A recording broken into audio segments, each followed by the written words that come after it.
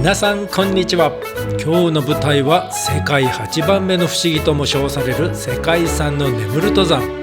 トルコ東部シリアとの国境も近いアナトリア高原をレンタカーで旅します。ユーフラテス川源流域最高峰の頂にそびえる天空のピラミッドをぜひご覧ください。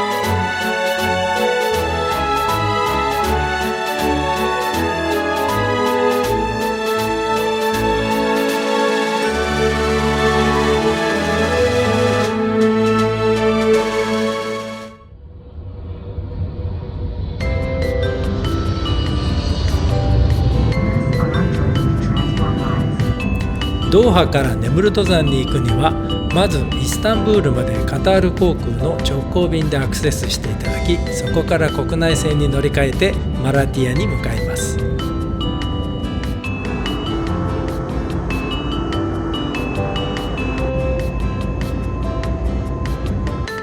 マラティア空港に到着したら早速レンタカー会社のカウンターを探したのですが、ヨーロッパの大手レンタカー会社のカウンターはなく電話にも出ないのでちょっと困りました。お姉ちゃん電話かけても出ないのは英語全く喋れないかららしいです。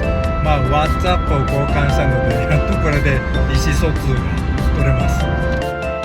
今日は一路ネムル登山を目指し、以降アディヤマン、ガズヤンティプを回ってマラティアに帰ってくるルートです。何はともあれ地元のスーパーで食料の買い出しと腹ごしらえをしましょう。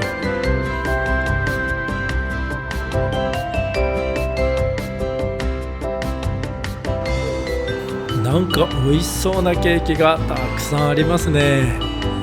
掃除のおじさんのスーパーマーケットどこか聞いたらわざわざ連れてきてくれました。美味しいワインをゲットしました。今日行くところはかなりリモートエリアなのでワインとおつまみは必須でしょう。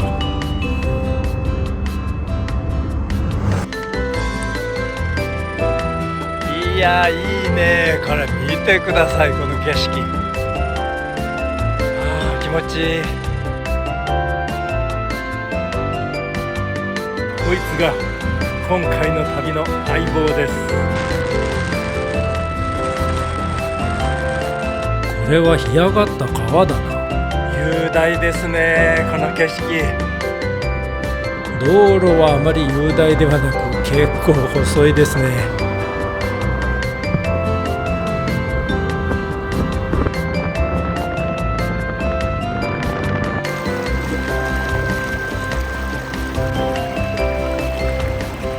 この川がユーフラテス川に注ぐんですかね。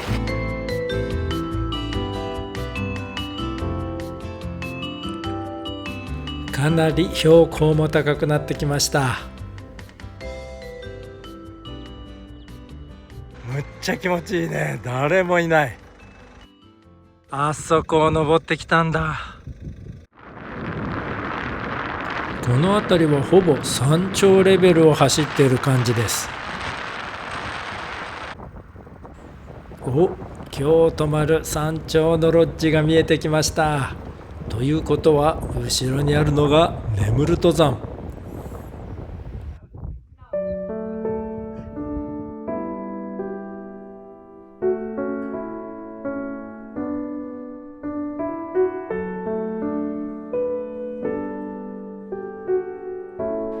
客室はかなりシンプルですが必要なものは揃ってそうです。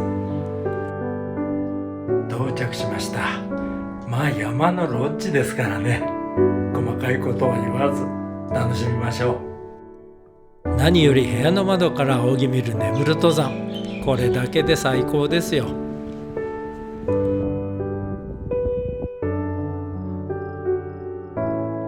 ロッジから 2.5 キロぐらい登っていくんですけど、なんかやけに息がしんどいですね。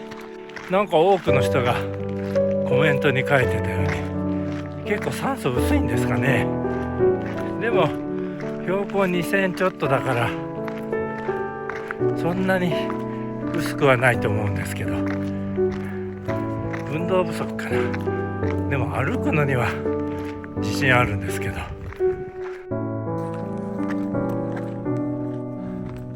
あんまりたくさん人いませんね。ちょっとマイナーなのかな。マイナーじゃないと思うけど、結局通りがかりの車に乗せてもらいました。 So where are you from? Antalya. Oh, good, good.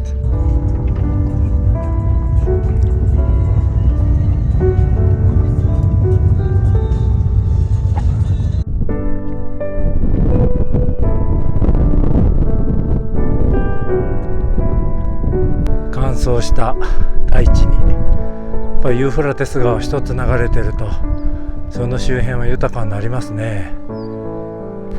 これはすごいな。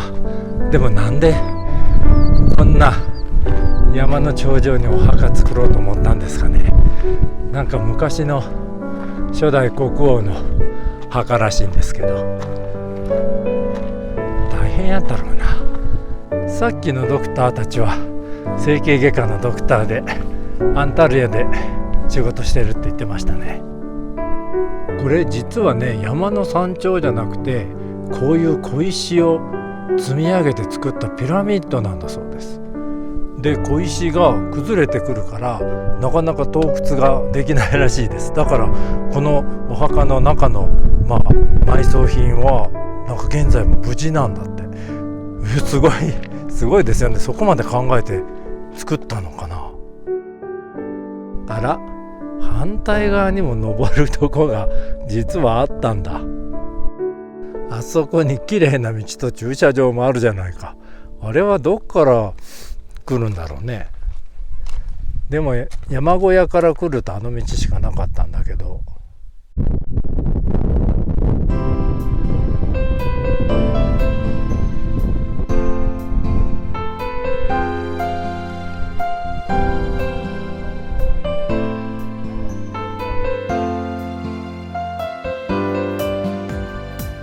すごい人になってきました。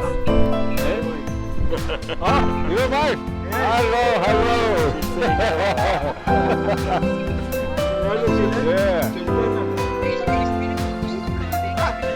In Antalya, in Istanbul.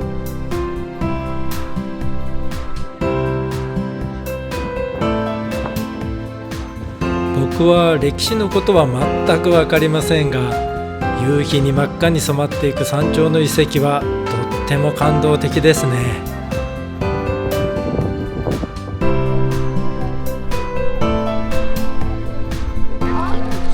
すごい夕日。ユーフラテスリバー？暗くなってきたので帰りも送ってもらいました。いや、本当に助かりました。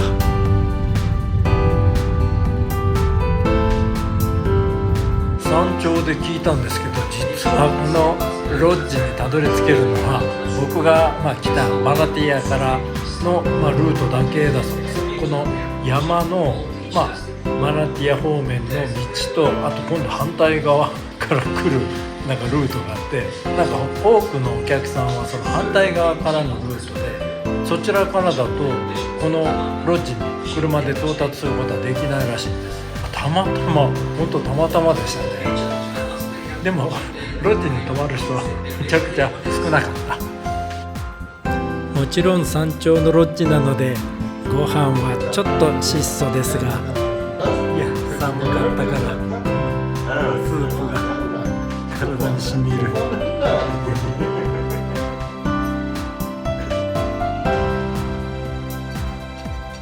なんだ、羊？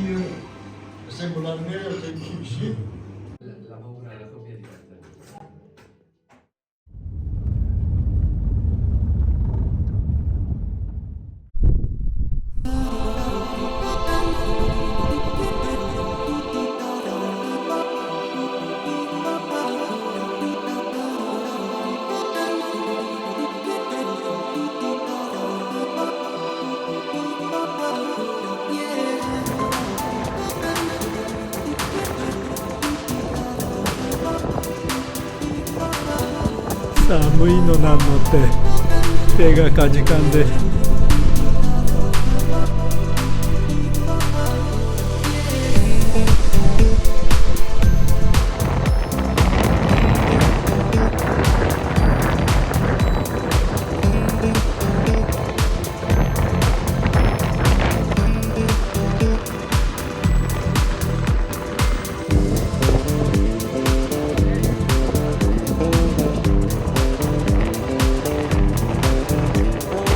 眠る登山の影が遠くの山に投影されてます。こ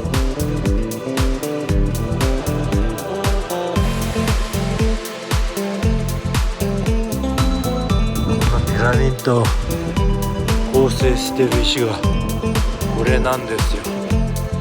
わ、石の裏にテン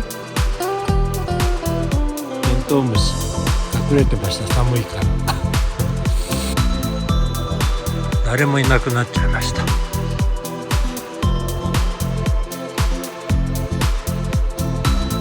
ネムルト山は古代コンマゲネ王国の王アンティオコス一世のお墓だそうです。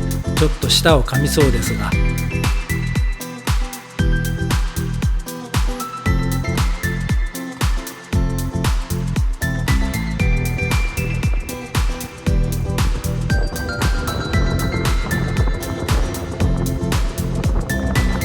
遠くに見えるのが昨日泊まったロッジです。この広大な景色を見てると本当に普段の小さなことをどうでもよくなりますね。本当に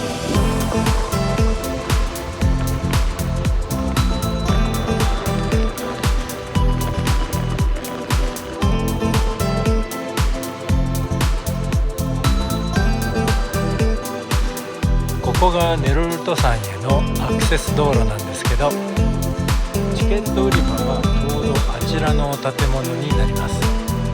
そしてこちらから 2.5 キロ山の上まで行くんですけど歩いて行ってもいいんですけど、僕はあまりおすすめしません。夕日を見に行ったら帰り真っ暗になっちゃうので、やっぱり車で上がられた方がいいと思います。このロッジの周りはもう何にもないので、もしあれだったら近くの町で、ワインとかあと自分の好きなフルーツとかは持ってこられた方がいいと思います。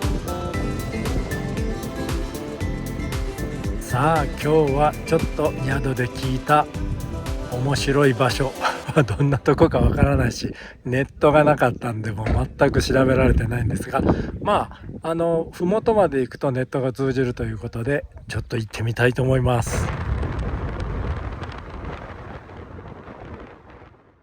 宿から出発してすぐなんですけど、もう綺麗な景色が続いているのでなかなか先に進めません。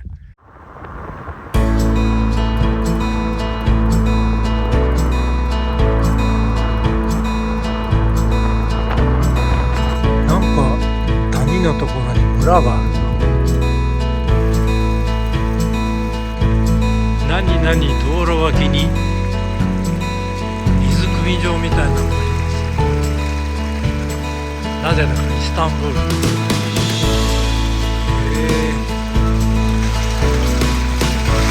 キャー冷たい。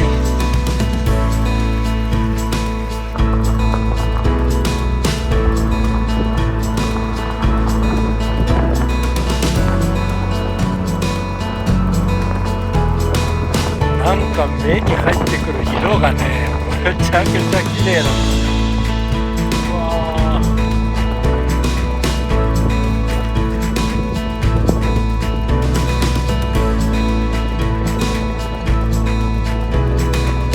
すごい岩山ですね。なんか荒削りな地球を見てるような気がします。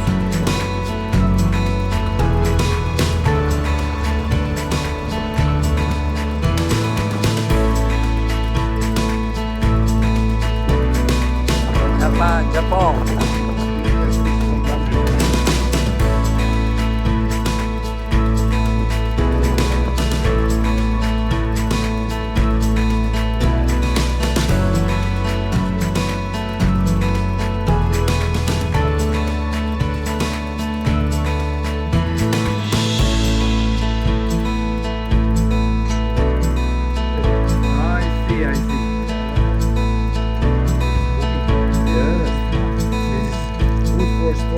い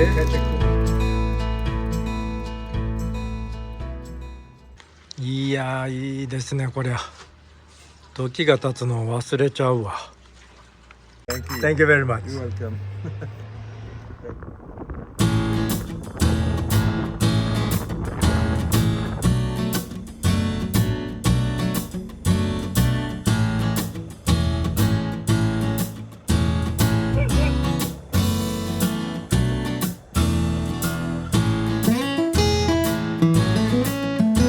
ユーフラテス川の源流の一つ、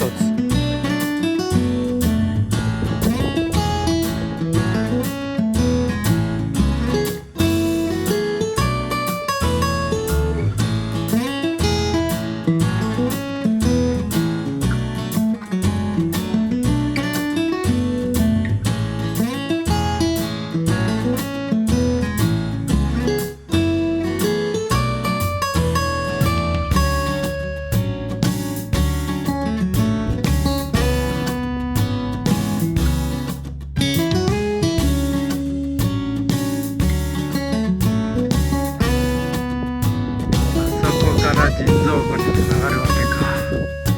でもエジプトのナイル川と違って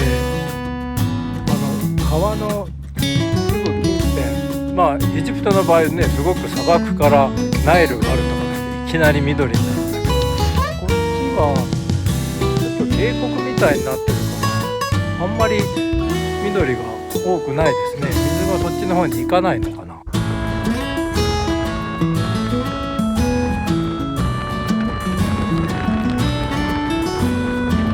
わあ、湖畔の水がなんか気持ちよさそうですね。飛び込みたくなるな。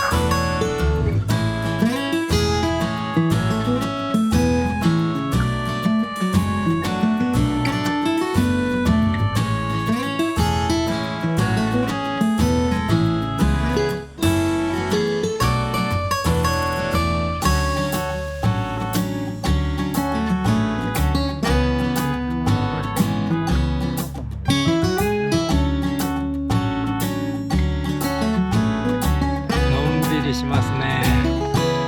水辺はやっぱりいいな。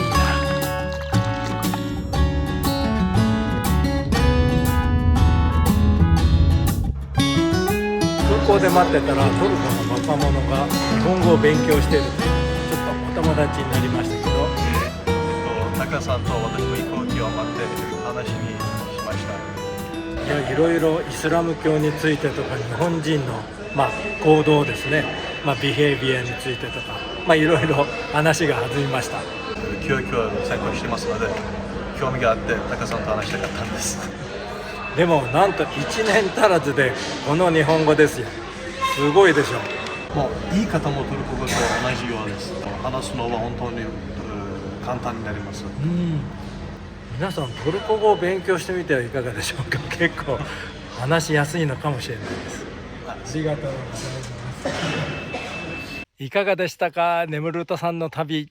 いやー、本当に景色が雄大で日々のちっぽけなこと本当に忘れさせてくれます。